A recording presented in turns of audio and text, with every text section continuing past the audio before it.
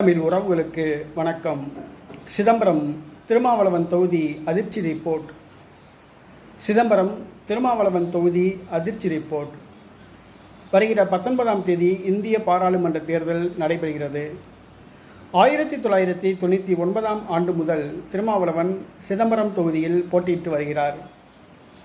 அவர் 2 முறை வெற்றி பெற்றார். கடந்த முறை அவர் பானை சின்னத்தில் போட்டியிட்டு இழுபறியில் வெறும் 3000 வாக்குகள் வித்தியாசத்தில்தான் அவர் வெற்றி பெற்றார்.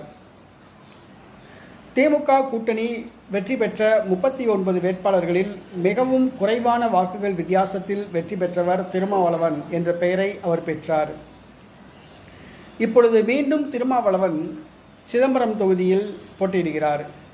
திருமாவளவனுக்கு இங்கு கடுமையான எதிர்ப்பு அலை வீசுகிறது. அவர் வெற்றி பெற்று சென்ற பிறகு தொகுதி பக்கம் எட்டி பார்க்கவில்லை.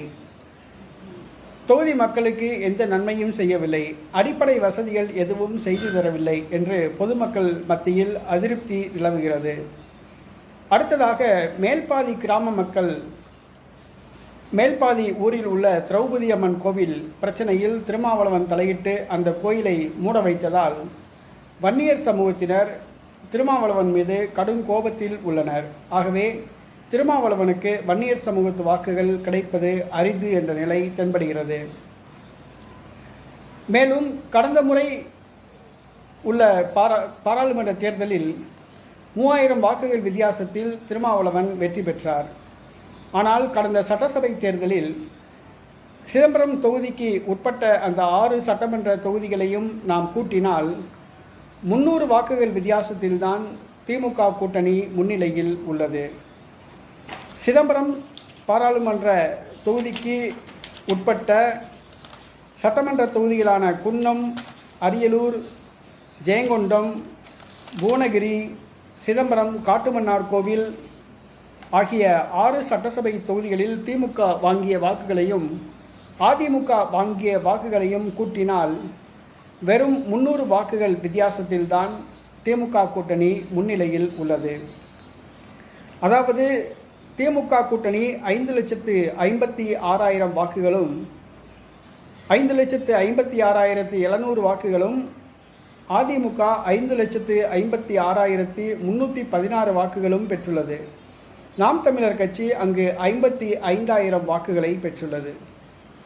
ஆனால் கடந்த முறை போட்டியிட்ட அதிமுக கூட்டணியில் தற்பொழுது பாரதிய ஜனதா கட்சி, பாட்டாளி மக்கள் கட்சி ஆகியவை இடம்பெறவில்லை. ஆகவே ஒரு தொகுதிக்கு 30,000 வாக்குகள் வித்தியாசத்தில் அதிமுக வாக்கு வங்கியை கழித்தோம் என்று சொன்னால் 1,80,000 வாக்குகள் குறைக்க வேண்டியது வரும் அதிமுக பெற்ற வாக்குகளில். அப்பொழுது 1,80,000 வாக்குகள் வித்தியாசத்தில் திமுக முன்னிலை என்று கூட எடுத்துக்கொள்ளலாம். ஆனால் இங்கு பாரதிய ஜனதா கட்சி கூட்டணியில் கார்த்திகாயினி என்ற ஒருத்தர் நிறுத்தப்பட்டுள்ளார். அவர் வேலூர் தொகுதியை சார்ந்தவர். இந்த ஊர் கிடையாது, அவர் வேலூர் தொகுதியை சார்ந்தவர். அதுவும் பாரதிய ஜனதா கட்சி வேட்பாளர். இங்கு பாட்டாளி மக்கள் கட்சி வேட்பாளர் நிறுத்தப்பட்டிருந்தால் 1,80,000 வாக்குகள் பெறுவதற்கு வாய்ப்பு உண்டு. ஆனால் பாரதிய ஜனதா கட்சியை சார்ந்த வேலூர் தொகுதியை சார்ந்த ஒரு பெண் நிறுத்தப்பட்டுள்ளதால் பாரதிய ஜனதா கட்சி அந்த 1,80,000 வாக்குகள் பெறும் என்று சொன்னால் அது கிடைக்காது. பாரதிய ஜனதா கட்சி அங்கு 80,000 வாக்குகளுக்கு மேல் கிடைக்காது. ஆகவே அதிமுக கடந்த முறை பெற்ற 5,56,000 வாக்குகளில் 80,000 வாக்குகளை நாம் கழித்தோம் என்று சொன்னால் அங்கு அதிமுக ஓரளவு கணிசமான வாக்குகளை பெறுகிறது.